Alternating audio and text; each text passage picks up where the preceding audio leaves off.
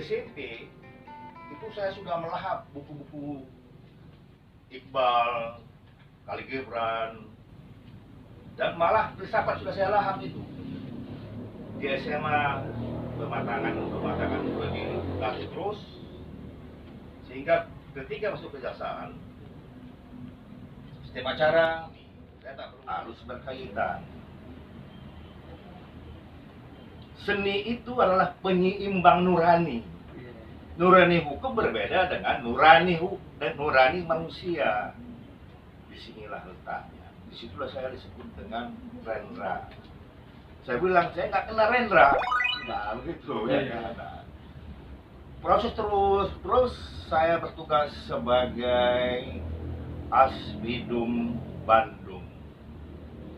Di situ terbit majalah Rikus. Ya.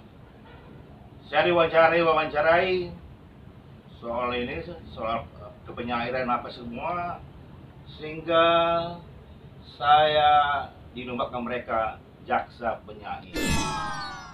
Dan clippingnya masih ada, Bang. Kemudian saya bawa, ya kan gitu. Itulah, Bang, sekilas. Kemudian tahun 80-an saya mulai berkiprah di media massa, analisa, dobrak, sinar pembangunan. Tapi waktu itu bukan kebenyairan, saya seorang cerpenis. Nah, bersamalah dengan wakil ketua kita Idris Pasariwu, ya, Uja Vanessa, Tatan Daniel, Asro Rokan, Kamarokan, ya. Pindah pun saya tetap berkarya, walau dalam skop kamar gelap. Itu, Bang, sementara. Dari perjalanan itu, karir tetap di kejaksaan, tetap naik, dan di Sumatera Utara pernah juga menduduki jabatan strategis ya, Bang? Alhamdulillah, saya sebagai asisten tindak pidana umum yang waktu itu setara dengan di Reskrim Umum di tingkat Polda ya? Ya, tingkat Polda ya. Kemudian ada jabatan yang lagi lebih di atasnya, di Kajati ya, Bang, ya? Di Palembang atau di Sulawesi, di Sumatera Selatan ya? Ya, dengan melalui proses karir ya, kita mengikuti jenjang karir. Alhamdulillah saya pernah menduduki lebih dulu menjadi direktur teroris di BNPT bersama Tito Karnavian. Oh, sekarang Bapak Mendagri ya? Iya. Mantan Kapolri, Pak. Mantan Kapolri. Berarti kenal dekat ya? Saya waktu itu dekat, sekarang nggak tahu. Iya. Kan? Ya. Kalau waktu itu sangat dekat. Kami kompak semua seperti itu, karena waktu itu memang teroris ini sedang gencar-gencarnya. Iya. Setelah itu saya dipromosikan menjadi Agung. Waktu itu Bapak Basrip Arif. Ini seorang pemimpin panutan kejaksaan. Sangat oke, ya, artinya dia mendudukan seseorang itu sesuai dengan porsinya. Kemudian berjalan tur tindak pidana umum di Kejaksaan Agung. Kemudian dari sana saya masuk ke kancah pendidikan di Badan Diklat sebagai kepala pusat latihan teknis. Saya dipromosikan lagi di Palembang. Berarti akhir memasuki masa purnabakti, terakhir jabatan sebagai staf ahli Jaksa Agung. Wah, luar biasa. Abang enggak, dari seorang sosok Mat Kilau. Mat Kilau ini nama lain lagi, nama top ya, Bang? Bang, kita cerita tentang kepenyairan nggak, Bang? Karena di Sumatera Utara ini dunia sastra semakin bergeliat, Bang. Kawan-kawan ada yang membentuk komunitas kata-kata, mereka tampilkan beberapa penyair untuk membaca puisi, kemudian dengan mahasiswa dan para pelajar. yang ingin sampaikan melalui proses kreatif itu bang? Karena dari remaja saya lihat abang udah mulai menulis dulu cerpenis ya bang ya, akhirnya berubah menjadi seorang penyair yang khusus menulis sastra. Waktu itu komunitas kata-kata baru saja lahir. Saudara Forman ini bahasa puisi di Taman Budaya. Saya perhatikan, wah ini betul-betul suatu apa ya, suatu ajakan ya, mengisi kekosongan sastra waktu itu ya, khususnya kepenyairan. Lesu, kebudayaan lesu waktu itu. Jadi kita sebenarnya harus berterima kasih kepada saudara Forman dan kawan-kawan.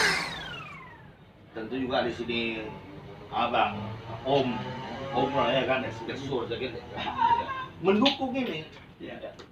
Dari sini saya perhatikan, saya mengikuti.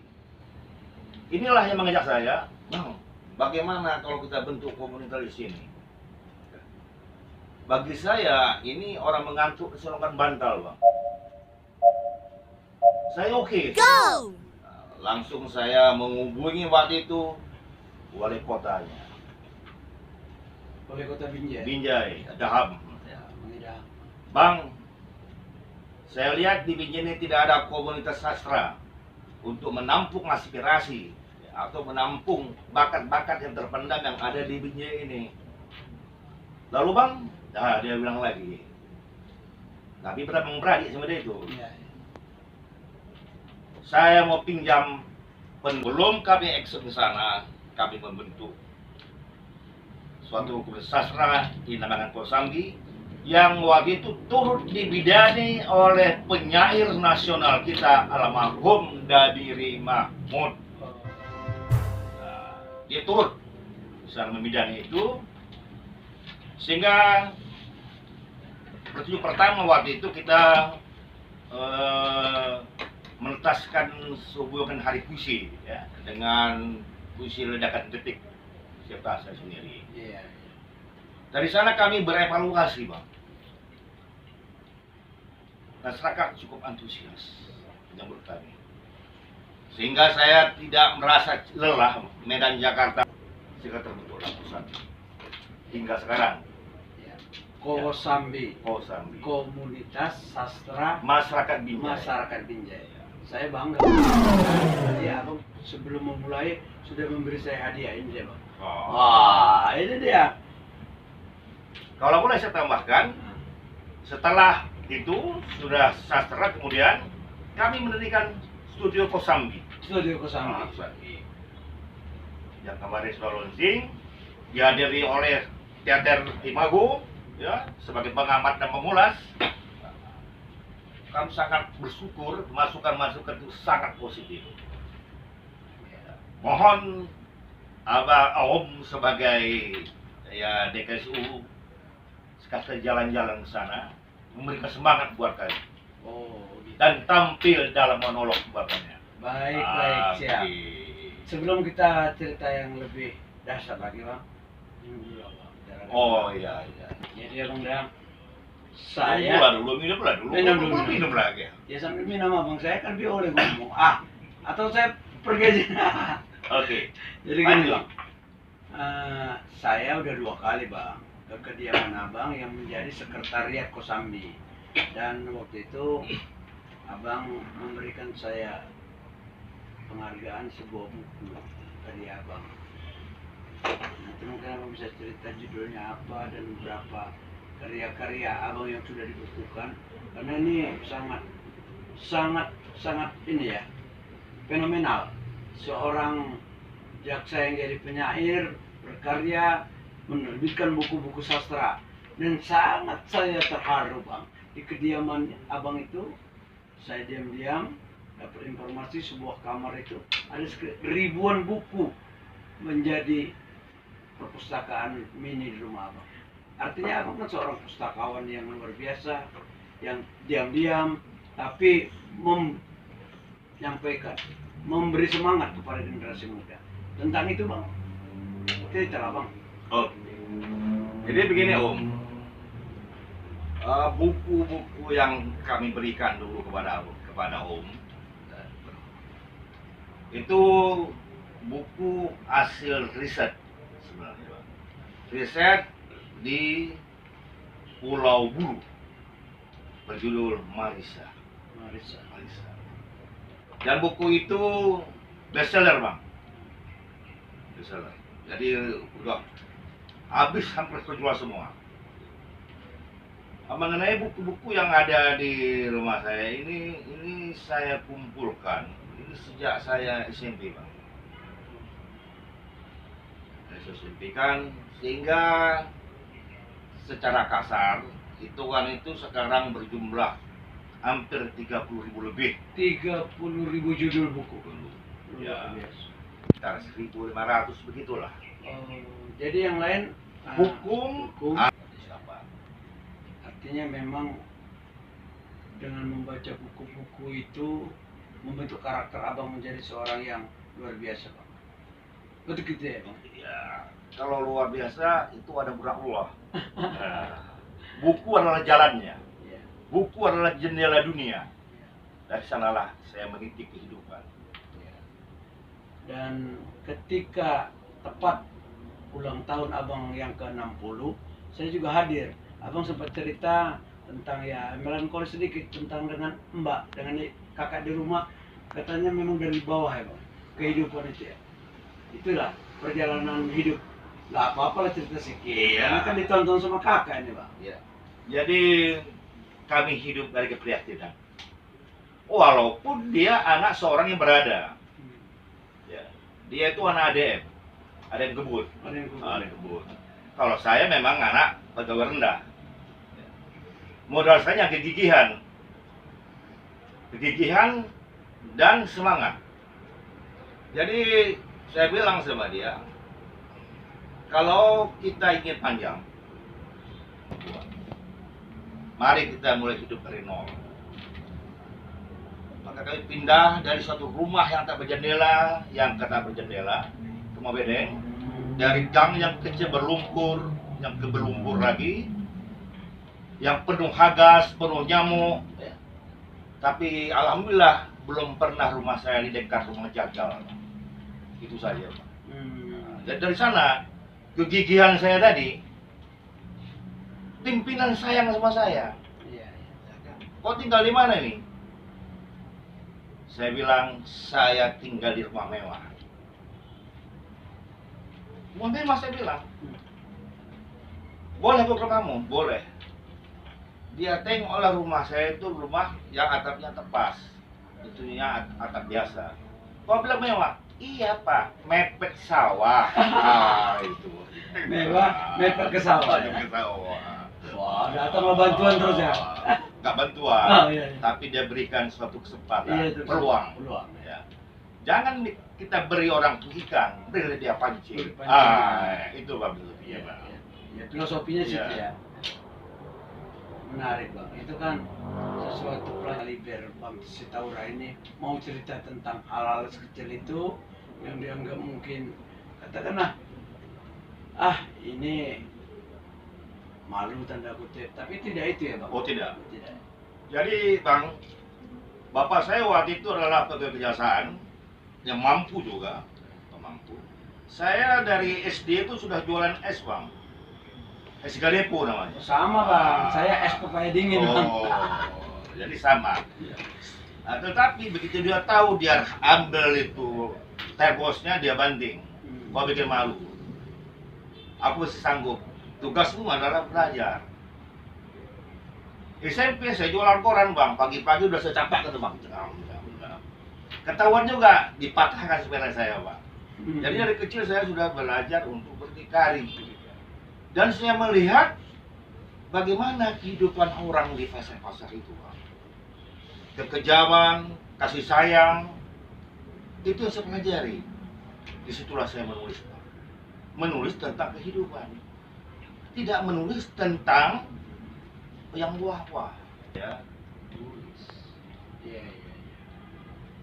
Jadi memang inspirasinya itu hadir karena keberadaan kita yang sesungguhnya gitu ya, Bang. Iya. Dan syukurnya lagi, Bang, saya ini tidak pernah menolak dipindah kemanapun. Iya. Dalam karir saya sudah 16 kali dimutasikan. Dari tempat yang aman-aman, yang enak-enak, ke tempat yang rawan, yang sedang bergejolak, seperti Ambon, Maluku Utara, terus jalan juga. Nah, melakukan adaptasi dari yang tempat aman-aman, kemudian ke sebuah daerah yang bergejolak, tidak terjadi gimana itu, suasana atau kesusahan atau bagaimana penyesuaian dirinya itu? Kalau saya terjun ke sana. Apa yang terjadi di masyarakat itu?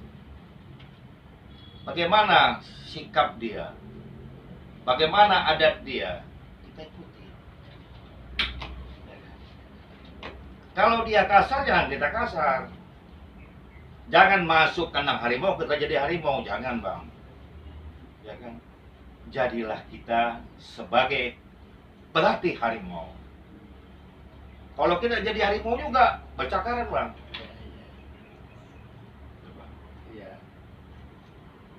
Jadi kalau hari ini abang masuk ke studio, abang menyesuaikan. Iya. Pakai jaket, pakai kacamata gitu ya bang. Begitulah kehidupan. Iya bang. Kita mengikuti harus dulu. Tak tahan, kita nyebrang, Bang. Nyebrang kita kaji lagi. Kenapa begini? Kita kembali menyusun kekuatan. Kalau berperang kita memakai teori Senju. Pelajari kekuatan lawan. Sudah kamu tahu kelemahannya, baru kamu serang. Jangan kamu masuk-masuk aja. Strategi. Sama seperti saya masuk kemari. Saya kan udah lama nggak kemari. Iya. Saya lihat, wah, seram-seram semua ini. Om Bahar ini kalau saya datang matanya melirik terus tajam. Ya, lihat siapa lagi nih? Wah, lihat si Agus. Ya kan gayanya, wah. Saya tanya, itu siapa si Agus? Donatur katanya. Oh iya, pula saya begitu kan. Iya. Saya dibohongi nih, kan kemarin ini. Ya kan, bisa semangat. Hanya Forman bisa menalu yang berkata jujur pada saya. Bukan karena ada di sini, bukan. Tapi saya nggak ada ngomong apa-apa waktu itu bang. Cuma peliri-peliri aja. Ini abang ini kok kumisnya kayak saya. Satu, yang kedua bang heran. Iya. Saya datang kenapa pakai pengawal? Iya. Padahal bukan pengawal bang. Bukan ya. Itu para penyair bang. Para penyair, pengawal yang kena sihir. Betul kan. Luar biasa. Loh, pejabat turun Jakarta Medan didampingi pengawal Sepri, wajar. Saya tengok ada becengnya lagi bang. Wah ini siapa ini? Kan orang kejaksaan, orang staf ahli jaksa agung datang. Belum tahu orang bang. Waktu itu belum tahu. Belum ada yang tahu saya kemari. Belum ada ya. Tidak ada yang tahu bang. Sehingga mereka bertanya-tanya, siapa itu? Si Sartika itu saya masih ingat. Itu Sartika itu, yang SC itu yang jago itu, yang sedang menghilang tadi mana dia? Saya nggak tahu. Itu yang bocorkan. Kalau nggak ada yang tahu. Iya. Jadi kalau ditanya orang, siapa itu? Saya bilang, saya pelaut yang berutuh. Pelaut, bang. Pokoknya